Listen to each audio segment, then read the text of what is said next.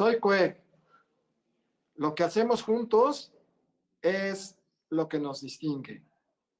Sean ustedes bienvenidos esta noche de martes, martes de Derecho Civil. El día de hoy tengo el gran privilegio de contar con dos extraordinarios amigos de la Facultad de Derecho de la UNAM. Ella, la maestra Amada del Carmen Gaitán Arredondo, y él, el maestro Fernando Caín Oviedo Cruz. Me permitiré brevemente hacer mención de su resumen. Amada del Carmen Gaitán estudió la carrera de Derecho en la Facultad de Derecho de la Ciudad Universitaria en la UNAM. Actualmente es abogada postulante y cuenta con muchísimos estudios de posgrado. Entre ellos, es maestra en Ciencias de la Educación Familiar, es orientadora familiar, es mediadora familiar y, por si fuera poco, pues da todas las clases de Derecho Civil en nuestra querida facultad, en la Facultad de Derecho de la UNAM. Amiga linda, muchas gracias por venir. No, muchísimas gracias por invitarme, Vicente. Muy contenta de estar contigo de nueva cuenta. Y también está con nosotros, digo que es una joven promesa porque en comparación conmigo pues, tiene la mitad de años, es un joven muy destacado, es el Mozart del derecho, el maestro Fernando Caín Oviedo Cruz. Él estudió en la Facultad de Derecho de la UNAM, desde luego mención honorífica, no podría ser de otra manera. En los estudios de posgrado, pues también es muy inquieto, no acabaríamos. Especialista en Derecho Familiar, maestro en Derecho Familiar y Juicios Orales. En su actividad profesional es abogado postulante y desde luego que también es maestro, es un gran catedrático de la Facultad de Derecho de la Universidad Nacional Autónoma de México. Queridos amigos que nos siguen todos los martes de Derecho Civil aquí en CUEC TV, les informamos que el programa del día de hoy, y gracias a los expertos que están con nosotros, lleva por nombre Los derechos de las niñas, niños y adolescentes. Como ustedes saben, nos han seguido todos los martes, dividimos en 4 bloques el programa. En este primer bloque hablaremos de una visión general de los derechos de las niñas, niños y adolescentes. Mi querida amiga, comenzamos con la primera pregunta para ti. ¿Por qué hablar de los derechos de las niñas, de los niños y adolescentes? ¿Cuál sería la razón para hablar de ello? Pues porque a lo largo de la historia, no, si nosotros nos ponemos a pensar un poquito en la historia en general, no se les ha dado a los niños ese lugar que debieran de merecer y no se los hemos seguido dando a lo largo de este tiempo. ¿Sí? Normalmente se cree que el menor es un ser humano en crecimiento, pero muchos los llaman humanitos, son pequeñitos, no tienen derechos.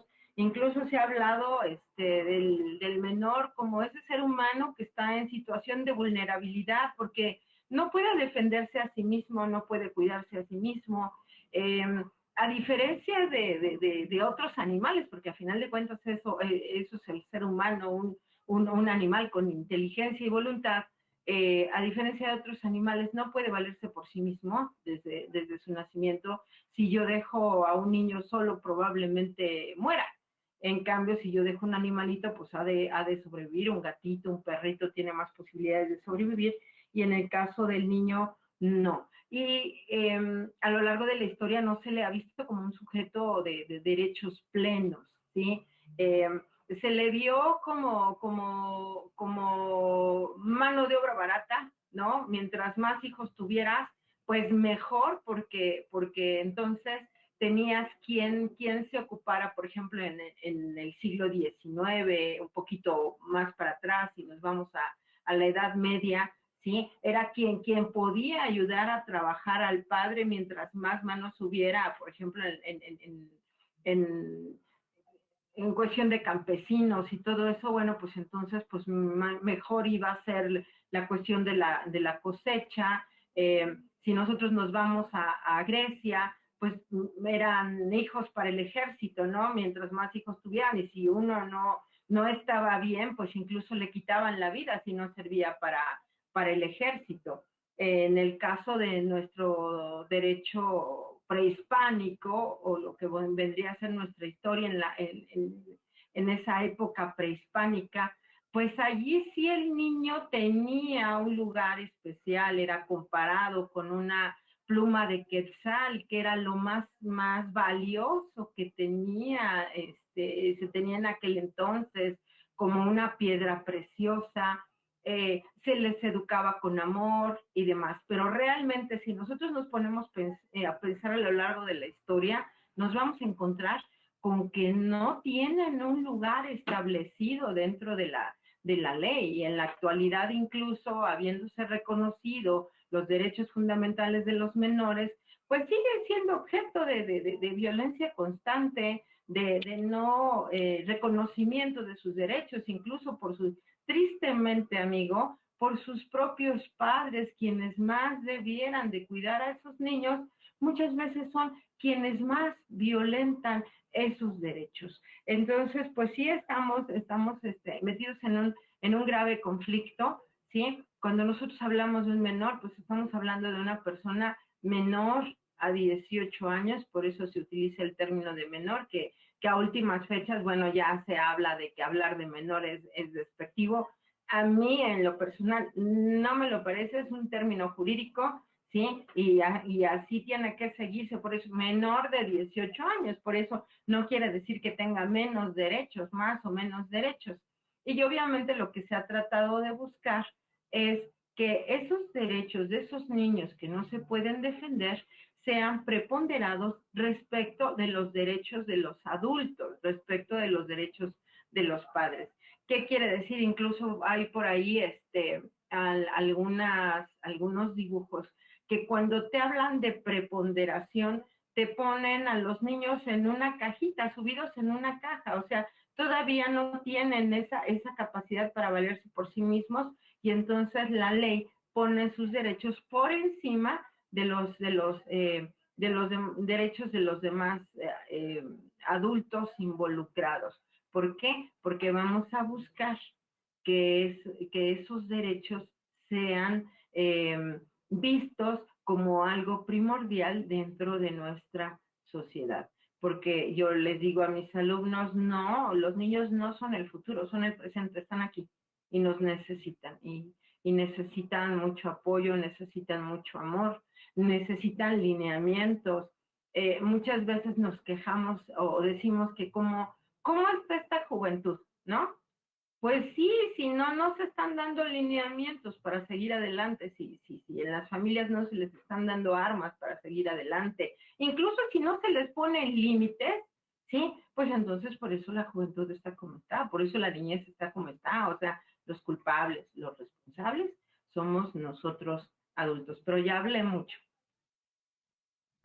Es que, es que eres encantadora y por eso te estamos observando cómo hablas. Hablas muy bonito, amiga. Es un privilegio para tus alumnos escucharte todo un semestre. Vamos ahora a preguntarle al maestro Fernando Caín Oviedo Cruz, ¿qué opina? ¿Por qué hablar de los derechos de las niñas, niños y adolescentes? ¿Está de moda? ¿Vino del extranjero? ¿A alguien se le ocurrió? ¿Por qué hablar de los derechos de las niñas, niños y adolescentes, querido maestro? Gracias, maestro, maestra. Nunca habla mucho. Usted siempre que habla, todos quedamos encantados porque su intervención siempre es no buena, buenísima. Maestro, con respecto a esta pregunta, es bien sabido o es bien conocido que, bueno, en México la protección a la familia, porque para hablar de los menores tenemos que hablar de la familia, porque es donde se educan, es donde nacen, es donde crecen y finalmente es el primer contacto social que desarrollan. Es a partir de que se le da un reconocimiento y una protección realmente jurídica a la familia, que tenemos un acercamiento para hablar de los derechos del niño y para hablar de los niños, para hablar de los menores. Yo el término, al igual que la maestra, comparto su posición, lo ocupo de forma indistinta, pero no debemos de dejar de lado la juridicidad de los conceptos. Y bueno, es precisamente en México cuando se toma esta situación de preocuparse por los menores y darles una protección.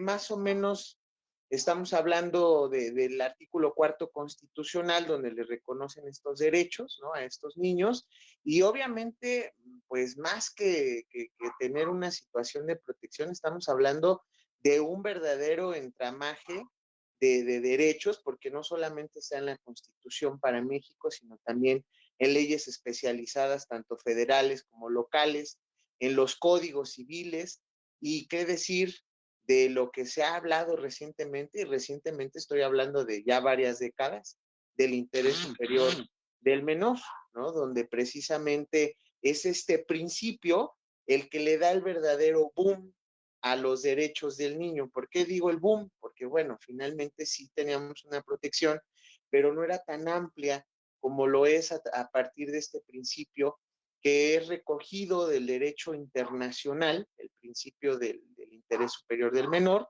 y es traído a la Constitución y a las leyes secundarias, y en el punto de, bueno, decir qué es lo que le da este impacto, qué es lo que genera este impacto. Bueno, todo lo que la maestra atinadamente, porque ella es una experta y conocedora de la materia de protección a la infancia y derechos del niño y la familia, pues es precisamente todos estos antecedentes, ¿no? Tenemos la explotación laboral, que no solamente fue laboral, un antecedente muy viejo y que también dio nacimiento en México a la protección de los menores, es después de la revolución, maestro, cuando se ocupaban a los niños y a las niñas, ¿no? Precisamente pues como soldados, ¿no? Y un ejemplo que tenemos muy, muy tangible, pues es el famosísimo niño artillero, ¿no?, que está en los libros de texto. Y bueno, es a partir después de la revolución, después de la Constitución Social de 1917, con el reconocimiento de la familia, que empiezan estos derechos de los niños, así muy velado, pero empiezan a nacer. El verdadero clímax de los derechos de los niños es, yo creo que después de los años 90, cuando ya empieza a haber regulación especializada, cuando ya empieza a haber una preocupación más por un sector de la población que iba en crecimiento, porque debemos de recordar que México es un país joven, y en aquellas épocas pues era un país en vías de ser muy joven todavía, ¿no? Recordemos esos viejos spots, ¿no?, de que decía que la familia chica vive mejor. No voy a hacer comercial, pero así lo decía, y antes que hay que darle hijos a la patria. Entonces, yo creo que es el antecedente más remoto en México, es después de la revolución, con la Constitución de 17, el reconocimiento a la familia, y ya más certeramente por allá de los 90, cuando empieza esta protección hacia los menores, en temas más especializados como cuál, la violencia sexual, la violencia física, la violencia emocional, maestro. Pero así esos son antecedentes muy remotos, porque esto del derecho de los niños ha sido una lucha, me voy a atrever a decirlo, una lucha sin bandera y una lucha de muchos guerreros y de muchas guerreras. Pues qué bien, porque con estas primeras ideas le damos un primer acercamiento a las personas que nos siguen, por lo que se refiere a los derechos de las niñas, niños y adolescentes. Para todo el público que nos escucha los martes, les hacemos la misma invitación, que nos digan de dónde nos están viendo, y si tienen preguntas, vamos a utilizar el último bloque para que nuestros distinguidos invitados puedan contestarles. Vamos a ir a un corte. No es muy largo y estamos aquí de regreso.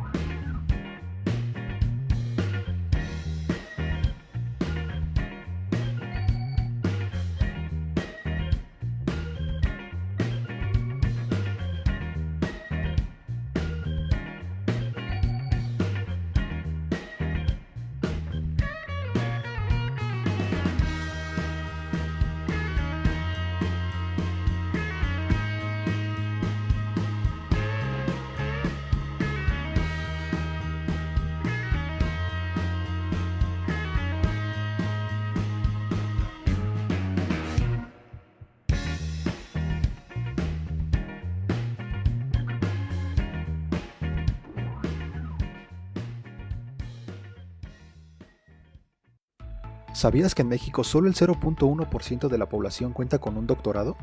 En el Centro Universitario de Estudios Jurídicos te ayudamos a dar ese último paso en tu carrera profesional ofreciéndote el doctorado en Derecho. También contamos con el doctorado en Derecho Aduanero y Derecho de Comercio Exterior.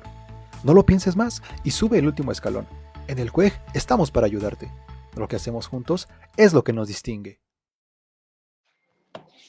Estamos de regreso. Para ustedes que se incorporan a la transmisión, les decimos que estamos hablando de los derechos de las niñas, niños y adolescentes. Y están con nosotros dos destacados especialistas, maestros de la Facultad de Derecho de la UNAM. La maestra Amada del Carmen Gaitán Arredondo y el maestro Fernando Caín Oviedo Cruz.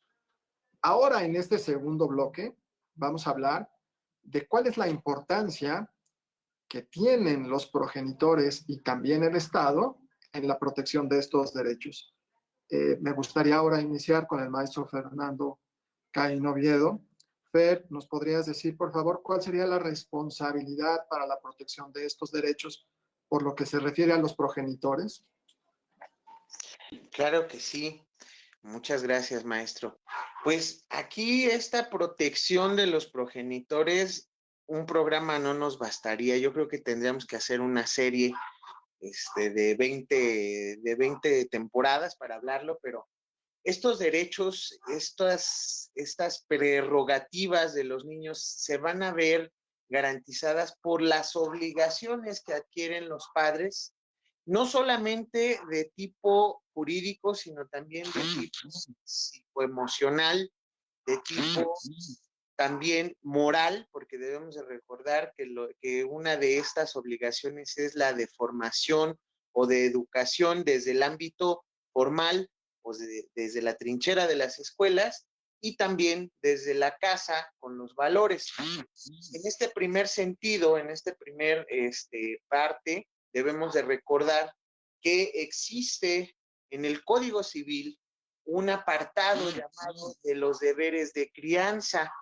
Y son precisamente estos deberes de crianza, un pequeño catálogo, y digo pequeño porque son directrices, o sea, son parámetros que el legislador le dijo a los padres, a ver, te tienes que ceñir a estos puntos, y obviamente le da manga ancha para que ellos los desarrollen conforme a pues, sus formas, su educación, obviamente, que ellos tuvieron.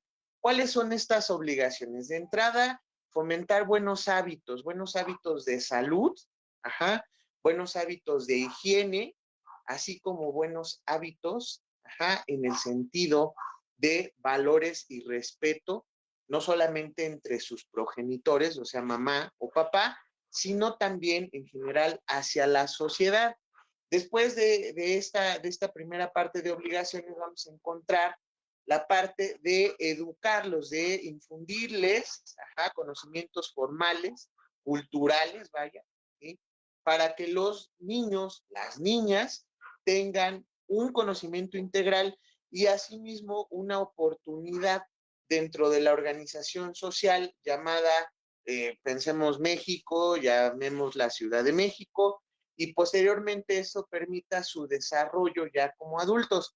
Después de esta obligación de proporcionarles educación formal, encontramos los coloquiales o los que ya muchas personas manejan y conocen, que es, por ejemplo, la habitación o la casa, ¿no? Proporcionarles un lugar que esté libre de violencia, ajá, que esté lleno de comprensión, de amor, y también que sea un lugar digno, porque también debemos de recordar que el techo debe de ser un lugar digno, y con digno no me refiero a hacer un palacio, porque aquí, ojo, esto es muy importante, ¿no? Muchas veces en juzgados, ¿verdad, maestra? Nos dicen, bueno, es que yo, pues mi esposo tiene diferentes posibilidades económicas y yo pues vivo en un cuartito chiquito. Sí, a ver, un lugar digno no quiere decir un palacio en Buckingham, no, no, no.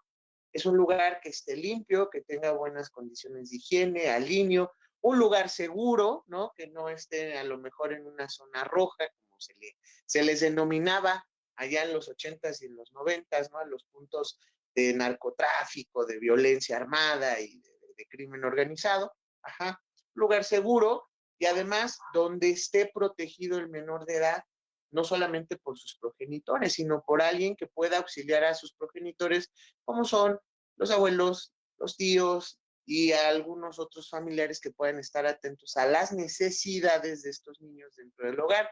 La alimentación, para ya no extenderme, que la alimentación me refiero nada más a la comida, porque el concepto de alimentos es así, es amplio, ¿no? También el código lo define. Y bueno, en cuanto a alimentación, pues que esta alimentación sea balanceada, sea ordenada, que sean los horarios correctos, por parte de la salud, que bueno, tengan acceso a lo mejor a los medicamentos, a la hospitalización y en general todo lo que mamá y papá, ojo, y perdón si soy un poco rudo, ¿no?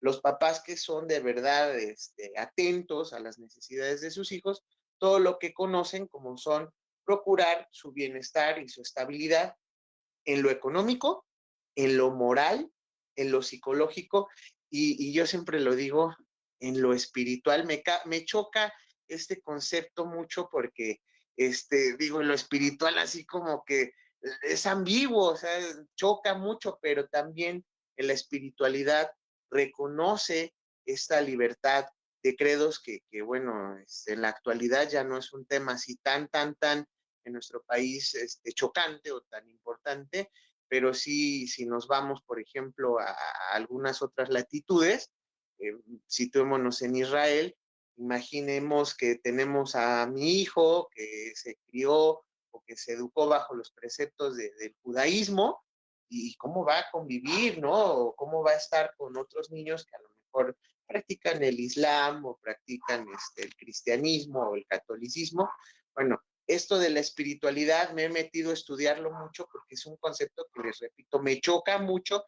No me choca de que me caiga mal, sino de que digo, a ver, ¿y cómo garantizas la espiritualidad de un niño, no? Porque finalmente a nosotros nos llevan desde chiquitos a la iglesia y nos dicen, y mira, te persinas de tal forma y te enseñan situaciones, pero esto rompe con lo de la espiritualidad. Entonces, palabras más, palabras menos, es garantizar un lugar seguro, una estabilidad, repito, económica, moral, psicológica, emocional y espiritual. Esos son los 4 preceptos que los padres, las madres, deben de seguir al momento de cumplir con sus obligaciones con respecto a los niños. Todavía hay lugar en su grupo, maestro, para escuchar sus clases. Siempre, maestro, siempre están abiertas las aulas. Yo les digo a los muchachos, perdón, rápido, no les robo mucho tiempo. Algún día un muchacho me dijo, maestro, es que yo por mi trabajo ya no entro, a veces por eso me quedo afuera y escucho su clase.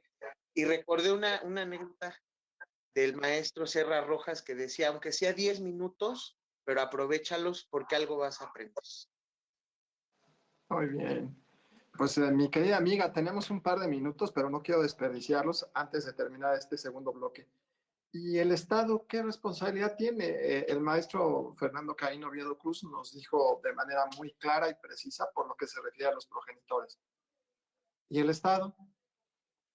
Pues allí ver todo lo que son las políticas públicas cuando nosotros hablamos de interés superior de la niñez o cuando hacemos referencia a este concepto, ¿sí? Podemos decir que el Estado tiene que buscar tener todas las políticas públicas que puedan de alguna manera otorgar estos derechos a los menores. ¿Sí? Tener este interés superior del menor es un criterio rector que debe regir todas las políticas públicas del Estado para la elaboración de las normas y aplicación de ellas en todos los órdenes relativos a la vida de un niño. ¿Esto qué quiere decir?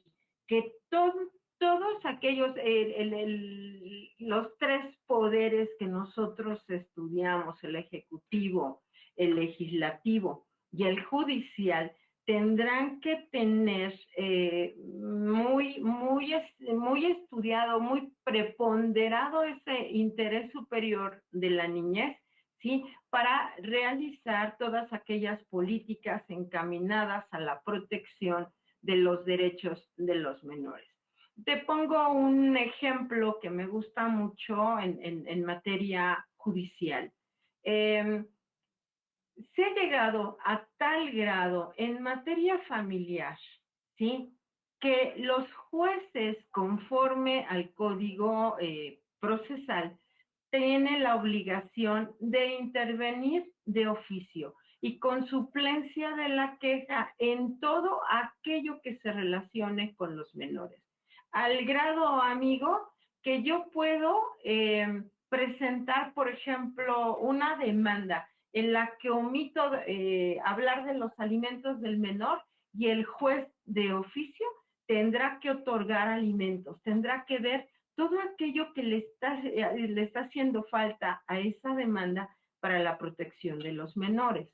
En el caso de una apelación, hablando de suplencia, ¿sí? Yo puedo presentar lo que no sucede en ninguna otra materia, yo puedo presentar una apelación sin agravios, ¿sí? Simplemente haciendo constar que existen ciertas fallas en cuanto a la aplicación que se está haciendo de una norma, es suficiente para que tengan que entrar al fondo del asunto. Y lo mismo sucede en materia de amparo. Yo puedo presentar un amparo sin conceptos de violación, ¿sí? Nada más diciendo, lo hemos llegado a hacer en la práctica, donde decimos se violan los derechos del menor, pues porque no le decretó pensión alimenticia, porque no lo escuchó y porque párale de contar. Y entonces van a entrar al fondo del asunto. Me pasó en un asunto en materia familiar en donde no se escuchó a los menores. Esto para que vean a qué grado llegan en un juzgado federal. No se escuchó a los menores, tráiganme a los menores. En un asunto de Colima acabaron trayéndolos aquí en la Ciudad de México, ¿sí? Y los menores decían, al momento de hablar con el juez federal, decían que tenían miedo de las represalias que pudiera tener su padre al momento de leer lo que ellos estaban declarando, y eso que declararon se quedó absolutamente cerrado, tanto para el abogado como para las partes. ¿Sí? ¿Por qué? Porque ellos pueden expresarse libremente y allí dijeron las razones por las cuales querían seguir al lado de tal o cual progenitor, ¿sí? ¿Qué era lo que les estaba haciendo falta? Que querían convivir con la otra parte, todo eso, pero lo dejaron cerrado. Y entonces nada más lo que hizo el juez fue como tomar la sustancia y conforme a eso determinarse sin que las partes supieran qué era aquello que habían declarado los niños. ¿Sí? Pero sí, definitivamente nos hacen falta políticas públicas. De hecho, cada día tenemos menos. Ahorita no hay guarderías, ¿sí? Eso de que los abuelos tengan que cuidar a los nietos, la verdad es que pobres abuelos, ¿no? Y por 800 pesos, perdóname, yo no, ya les dije a mis niños, olvídenlos, no los voy a cuidar, no tengo esa capacidad de poderlos educar, de poderlos cuidar, de darles de comer a sus horas, de ocuparme de todo eso como lo podría hacer gente especializada. De verdad, no hay políticas públicas.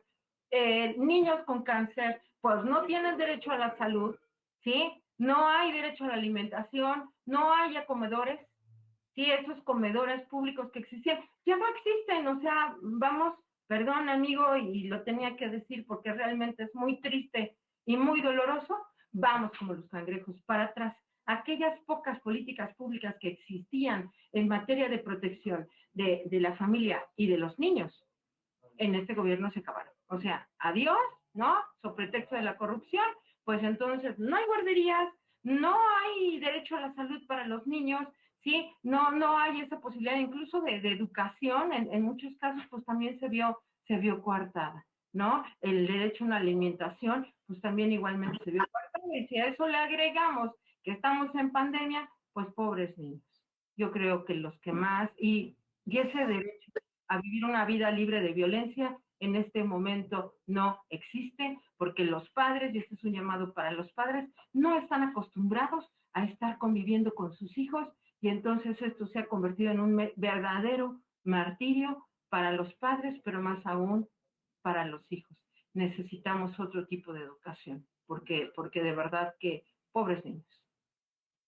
Muy bien dicho, mi querida amiga. Con estas ideas terminamos este segundo bloque. Les decimos a las personas que amablemente nos siguen, vamos a hacer un corte, es muy breve y en un momento regresamos. Continúa creciendo con nosotros con nuestros diplomados 100% en línea. Únete a los más de 2,000 alumnos que han continuado preparándose profesionalmente con nuestros diplomados en línea. Aprende en tus ratos libres en una plataforma abierta las 24 horas del día y no permitas que nada te detenga. Inscríbete ahora a uno de nuestros diplomados. Soy Cuej.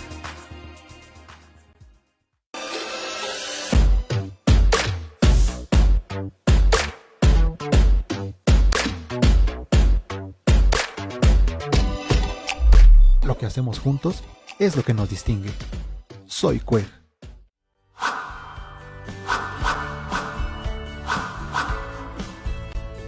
Gracias por tu preferencia. Te invitamos a seguir capacitándote con nuestros diplomados en línea. Lo que hacemos juntos es lo que nos distingue.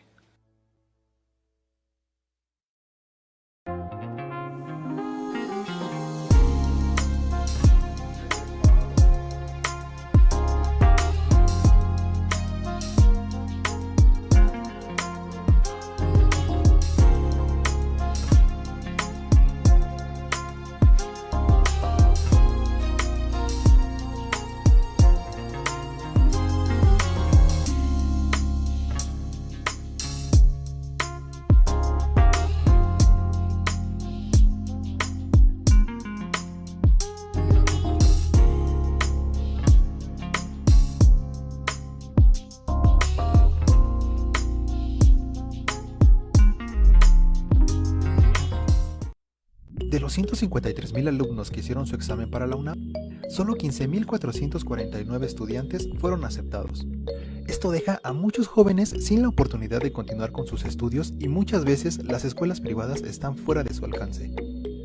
Es por eso que el CUEG se unió al programa Rechazo Cero, un programa diseñado para que los estudiantes que fueron rechazados en el concurso de selección tengan la oportunidad de continuar sus estudios en escuelas de calidad y a un costo mucho menor.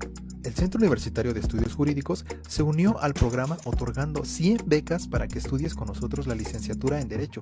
La podrás cursar en un periodo de 3 años y, por supuesto, cuenta con validez oficial ante la SEP. Da un clic ahora para ir al portal donde podrás registrarte y obtener este beneficio. Tu futuro te está esperando. Que nada te detenga. Estamos de regreso. Les informamos que estamos hablando del tema los derechos de las niñas, niños y adolescentes. Tenemos el gran privilegio de contar con la presencia de la maestra Amada del Carmen Gaitán Arredondo, pero también del maestro Fernando Caín Oviedo Cruz. Para este tercer bloque, las preguntas se van a pasar por lo que se refiere a la parte legal y en concreto a los abogados. Me gustaría conocer tu punto de vista, mi querida amiga. ¿Cuáles son las leyes, los ordenamientos legales que contienen los derechos de la infancia? Si me quisieras decir algunos. Claro que sí. En primer lugar, como ya lo había dicho el maestro Oviedo, tenemos a la Constitución Política de los Estados Unidos Mexicanos, que en su artículo 4 nos habla de este interés superior de la infancia, que de hecho regula todo lo relacionado con la familia, pero específicamente lo que es el interés superior de la infancia, de la niñez o del menor, como lo quieran llamar. Yo digo que es pan con lo mismo. Sí, tenemos también la Declaración Universal de los Derechos Humanos, porque ya desde la Declaración Universal de los Derechos Humanos ya se reconocían esos derechos, por pocos que fueran, a la infancia.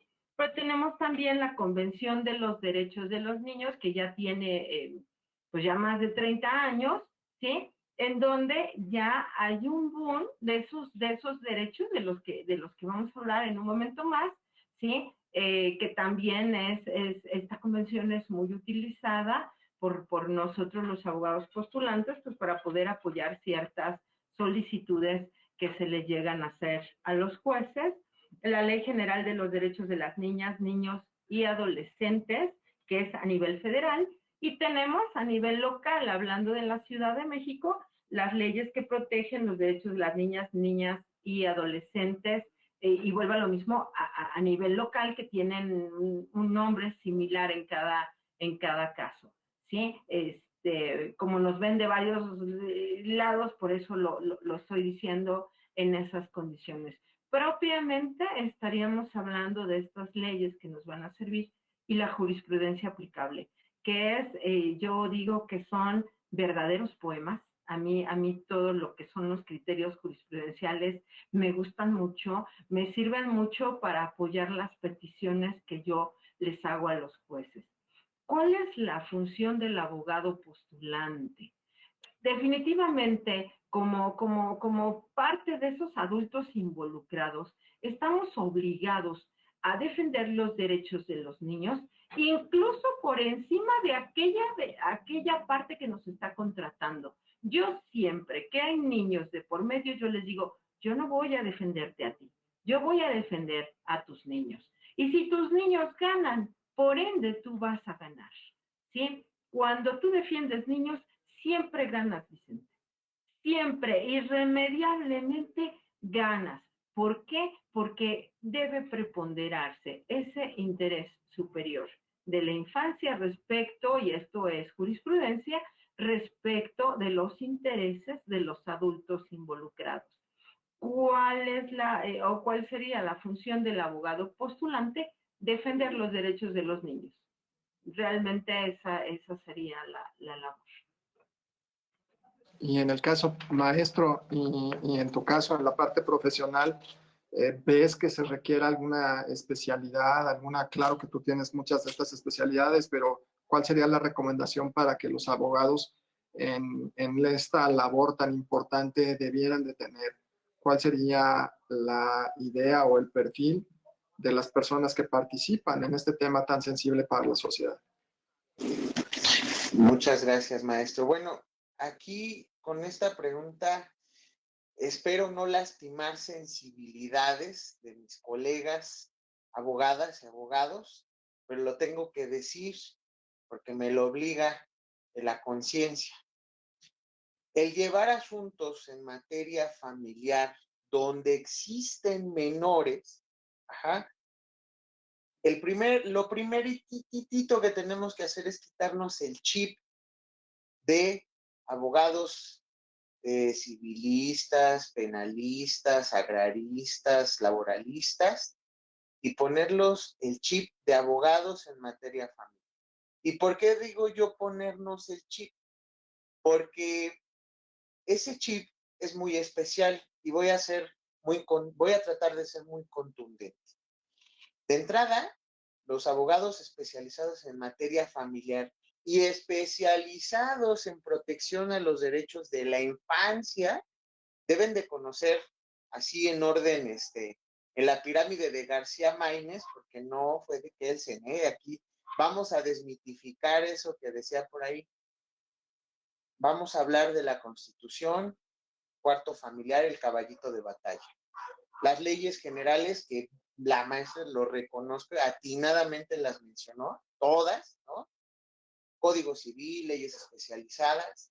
Después de eso nos vamos a dar un encontronazo, ¿no? Con los tratados internacionales. ¿Y por qué los dejo en tercer lugar cuando deberían ir a la par de la Constitución?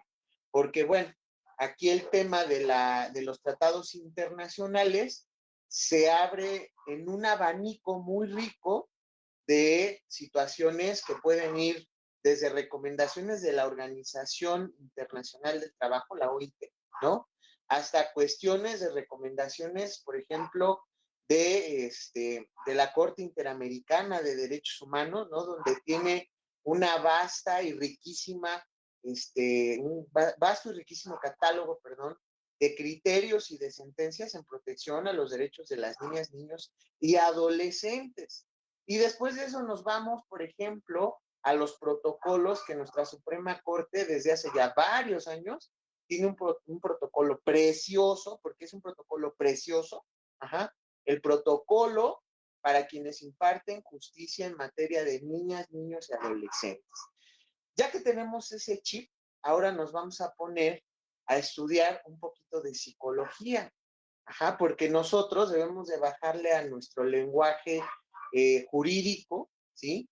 Porque tenemos que hablar con unos niños que tienen una capacidad de entendimiento impresionante, pero les debemos de hacer las cosas más sencillas, de hacerles saber que no es el juez, el ogro o el hombre ese feo que le platican, ¿no? Al contrario, que es su amigo, que lo va a escuchar, que lo va a proteger y que se va a preocupar por él, ¿no?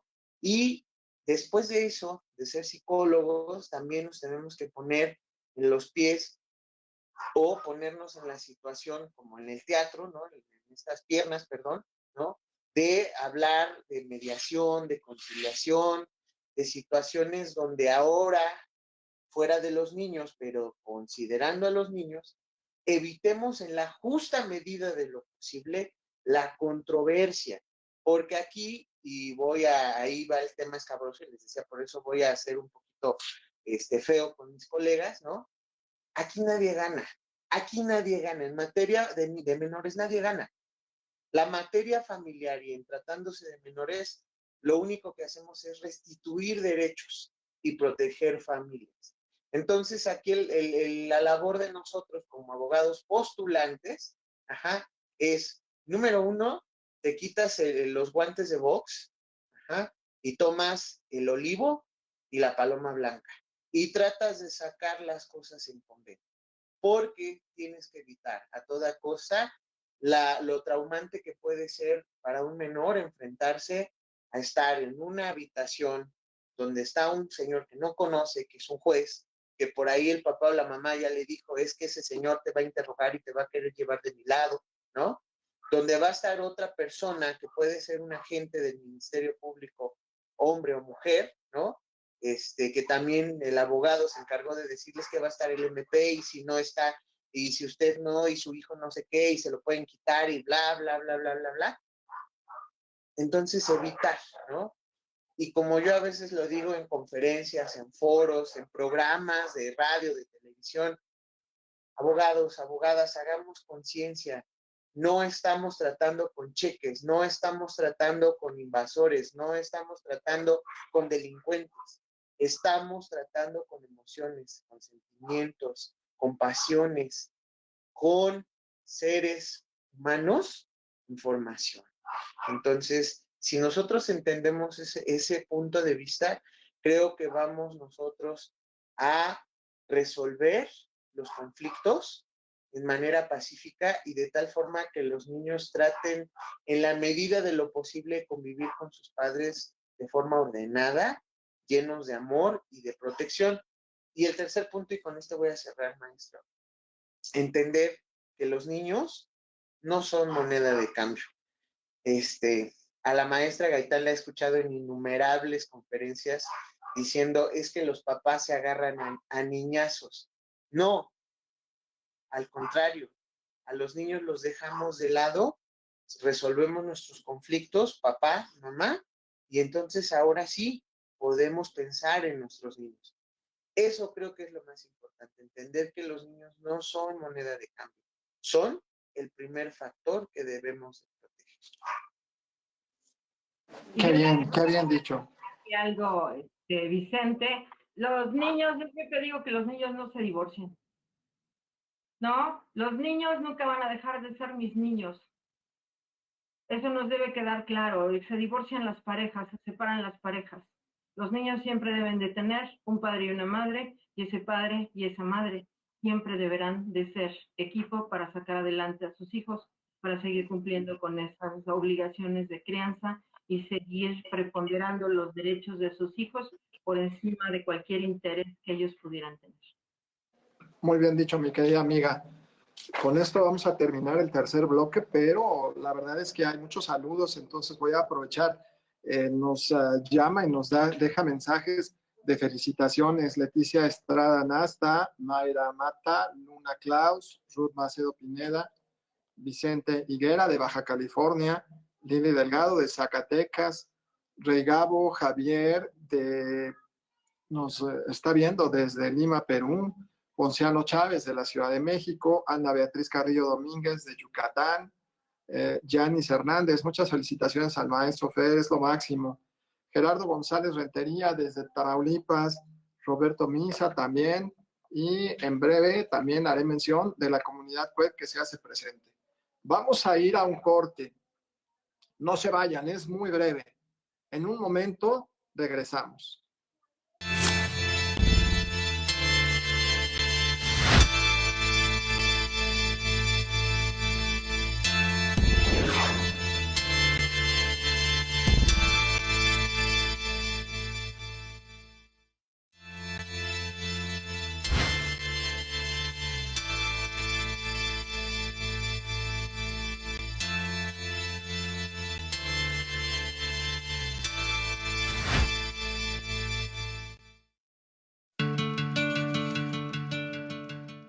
Hola, buenas tardes, soy Balam Namoglia, soy abogado, soy profesor universitario, me dedico a postular el derecho aduanero y el derecho fiscal. El tener un posgrado te da muchísima seguridad. ¿En qué sentido?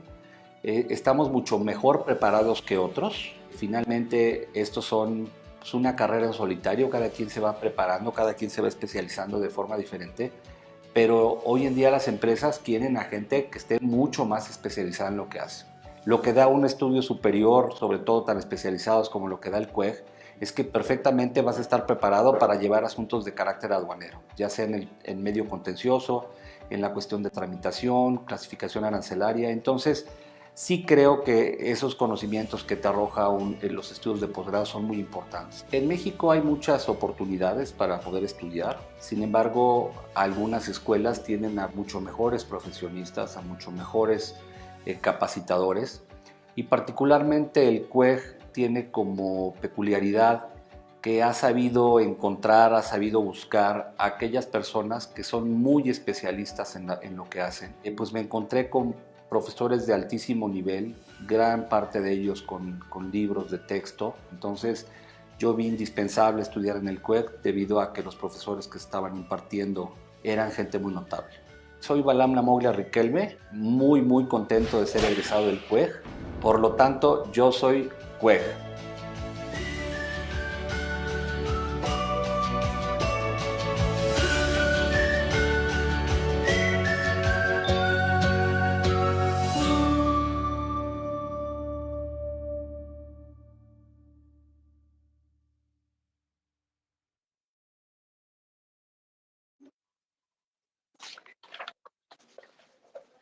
Estamos de regreso. Estamos hablando del tema los derechos de las niñas, niños y adolescentes. Y para este tema tenemos el privilegio de contar con la presencia de la maestra Amada del Carmen Gaitán Arredondo y del maestro Fernando Caín Oviedo Cruz. Hay muchísimas preguntas. Vamos a tratar de darle respuestas a todas. El maestro René Muñiz de la comunidad CUEG nos dice, en el caso, este es para Fernando, si hay un indebido cumplimiento de el deber de crianza, ¿se puede hacer cambio de custodia? Sí, ahí en esta pregunta es muy interesante porque, bueno, finalmente debemos de recordar que estos deberes de crianza están dentro del capítulo de lo que se conoce como la patria potestad y obviamente se deriva en otras situaciones dentro de la guardia y custodia, ¿no? Como un derecho inherente a la patria potestad y es una razón obviamente justificada y sustentada en pruebas documentales, testimoniales, psicológicas, periciales, para solicitar con base en el incumplimiento de los deberes de crianza el cambio de guardia y custodia. Aquí obviamente no es que tengamos que hablar de un incumplimiento generalizado. Nos podemos concentrar, por ejemplo, en el incumplimiento de la obligación alimentaria, ¿no? Que nos marca los deberes de crianza. Por ahí tenemos también como causal la situación, y esto lo tenemos vigente en el día a día de tribunales el abandono y exposición de los menores, que también eso es otra situación prevista en estos deberes de crianza. Entonces, respondiendo concretamente a la pregunta, maestro, sí es el incumplimiento de estos deberes de crianza una parte que puede dar pie a solicitar el cambio de guarda y custodia. Y me atrevería yo a decir, inclusive, a pesar de las causales que están previstas en el Código Civil para la Ciudad de México, también posiblemente hasta de una suspensión, no de una pérdida, porque eso es casi imposible, pero sí hablar de una suspensión de la patria potestad. Pues muy claro, y le contestamos a un gran seguidor de estos martes de Derecho Civil, a René Muñiz. También nos hacen otra pregunta, Ponciano Chávez, para la maestra Amada del Carmen Gaitán Arredondo. ¿Cómo proteger los derechos de las niñas, niños y adolescentes en caso de alienación parental? Y además le atinó porque sé que este tema fue el tema de la tesis de maestría. Entonces, pues, mi querida amiga, a la escena, a escena. Más bien. Sí, efectivamente, cuando vienen estos casos, valdría la pena comenzar diciendo que todavía hay mucha gente que no reconoce como tal el término de alienación parental, pero así lo ha reconocido la Suprema Corte de Justicia de la Nación. Llámale como le llamen, triangulación, manipulación, alienación, como lo quieran, está violentando los derechos de los niños. ¿Cómo podríamos definirlo? Como esa actividad que realizan los padres para poner a un hijo en contra de su otro progenitor, ¿sí? Hay quien le llama lavado de coco, ¿sí? En donde están duro y dale, tu papá es esto, tu papá no te quiere, tu papá nos abandonó, tu papá no te da de comer, tu papá o tu mamá también, tu mamá está loca, tu mamá esto. Entonces, eso crea conflicto en los menores, porque los menores tienen ese derecho y se violenta en primer lugar ese derecho a la identidad que tiene, ¿sí? Sabiéndose parte, ¿sí? De una mamá y de un papá. Yo a mis alumnos les digo, los seres humanos caminamos con dos piernas, una papá, otra mamá. Si una de ellas se llega a lastimar, pues entonces vamos a cojear. Y si nos las cortan, probablemente nos vayamos a caer. ¿Sí? Una pierna solamente se puede cortar cuando está gangrenada, cuando no sirve para seguir adelante, cuando no cumple con todos los requisitos indispensables de ser un padre con el que se pueda desarrollar un niño plenamente. Pero nosotros como padres no tenemos derecho a privar a nuestros hijos, ¿sí? De la otra parte, porque los niños tienen ese derecho a vivir en familia. Y tan familia es el papá como familia es la mamá. Tan familia es la familia materna como lo es la familia paterna, ¿sí? Los niños tienen derecho a esa protección y cuidado por ambas partes. Eso es muy importante, no por uno, por dos, ¿sí? Tienen derecho a ser amados por ambos, tienen derecho a tener relaciones, ¿sí? Tan interpersonales y contacto directo con ambos padres. La naturaleza es muy sabia y la naturaleza nos dotó de esa posibilidad de tener a mamá y a papá. Y en determinado, y si nosotros nos vamos al estudio de las etapas del desarrollo de un menor, ¿sí? Nosotros nos vamos a dar cuenta que dentro de esas etapas el niño va a ir teniendo etapas en donde va a estar más ligado a papá o va a estar más ligado a mamá.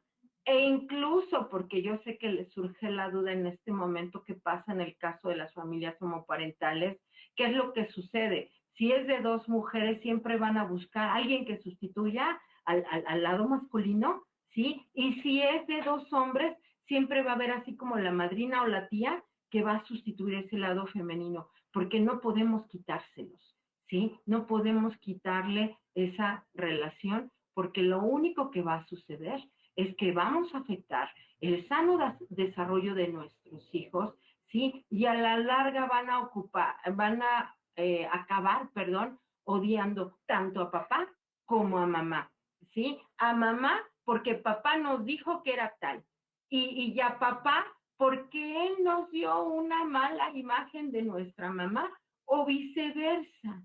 Cuando lo cierto, y esto nos debe quedar claro a los adultos, es que los niños son resultado, ¿sí?, de ese amor que en algún momento surgió entre mamá y papá, aunque haya sido de una noche. Y creo que estamos obligados a respetar el sano desarrollo de nuestros hijos. Mi querida amiga, es todo un placer escucharte. Con estas ideas vamos a llegar al final del programa y me gustaría si hicieran una intervención final. Fer, si quisieras hacer un mensaje final, es el maestro Fernando Caín Oviedo Cruz. Por favor.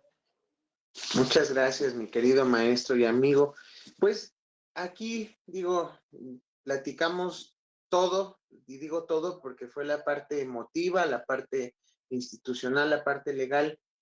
¿Qué me queda más que decir? De verdad, si tenemos nosotros la oportunidad de llevar asuntos en materia familiar, no solamente basta con tomar una especialización, no solamente basta con tomar una maestría, debemos de ser abogados integrales y buscar dentro de esta integralidad la parte psicológica, la parte emocional. Hablaría yo, por ejemplo, de la tanatología, de las pérdidas, ¿no? Además de volvernos amigos, recordar por ahí a las teorías de Pestalozzi, ¿no? Volvernos amigos de nuestros clientes, esos clientecitos chiquitos, ¿no? Brindarles protección, centrar a nuestros clientes si somos abogados postulantes, centrar a nuestros alumnos si somos catedráticos, centrar a los gobernados si somos autoridad y explicarles que esto no se trata de ellos, se trata de los otros. Porque recuerdo aquí una frase y con esto quiero cerrar, no se trata de los tuyos, de los míos, sino de los nuestros. Porque como bien lo dijo la maestra, los niños no son el futuro, son el presente. Y del presente depende nuestro futuro. Muchísimas gracias, maestro Fernando Caín Oviedo Cruz. Amiga, la maestra Amada del Carmen Gaitán Arredondo, si quisieras hacer un mensaje final, por favor. Claro que sí, por supuesto.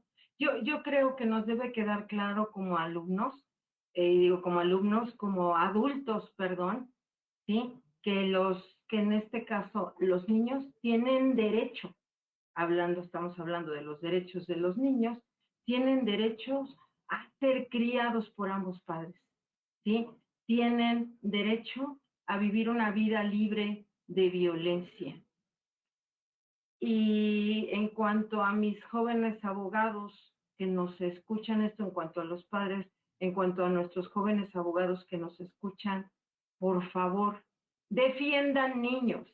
Y también reconozcan cuando no tienen esa capacidad de llevar un asunto de esta naturaleza y de verdad no los compliquen. Porque todos esos asuntos que abogados consideran, que abogados que ven todo, que son penalistas, que son, y como dice bien el maestro Oviedo, perdón si hiero susceptibilidades, ¿sí? No todos estamos para llevar asuntos familiares, los complicamos, acaban conmigo y hay que desenredarlos como si fuera una madeja enredada, y de verdad los que más sufren en este caso son los niños. Entonces, por los niños o nos preparamos o reconocemos que no tenemos esa preparación para poder sacar adelante estos asuntos, ¿sí? Entonces yo considero que sí tenemos que prepararnos, que sí tenemos que estudiar y que sí tenemos que estar conscientes que la obligación de un abogado postulante en materia familiar es defender niños por encima de las partes involucradas. Qué placer escucharles. No hay duda que estos martes, estas noches de martes de Derecho Civil en el CUEC han sido muy confortables. La comunidad CUEC se hace presente y damos gracias a todos los que nos siguen de manera cotidiana, la maestra Fabiola Flores, el doctor César Omar Correa Alcalá, la maestra Alma Posadas, la maestra Alejandra Macías Estrella, al doctor Magdaleno Villanueva Flores, o Captain My Captain, a la maestra Erika Aide, a la maestra Patricia Soriano, a mi querida amiga, la maestra Josefa López, mención honorífica, a la maestra Alma Godínez Pineda, que siempre nos ve, y de manera muy especial al gran historiador, al doctor Raúl Miguel Arriaga Escobedo, que está aquí todos los martes con nosotros. Ya los escucharon. Los especialistas lo dijeron con toda claridad. Si defendemos a las niñas, a los niños y a los adolescentes, ganamos todos. Es constitucional defender a las niñas, a los niños y a los adolescentes. Es el mayor privilegio de la vida. Dijeron los especialistas esta noche, son pluma de quetzal. Soy CUEC. Lo que hacemos juntos es lo que nos distingue. Buenas noches. Gracias por acompañarnos. Recuerda seguir pendiente de nuestra página de Facebook para conocer todos los cursos, diplomados y transmisiones que tenemos. Te invitamos a conocer toda nuestra oferta académica. Lo que hacemos juntos es lo que nos distingue.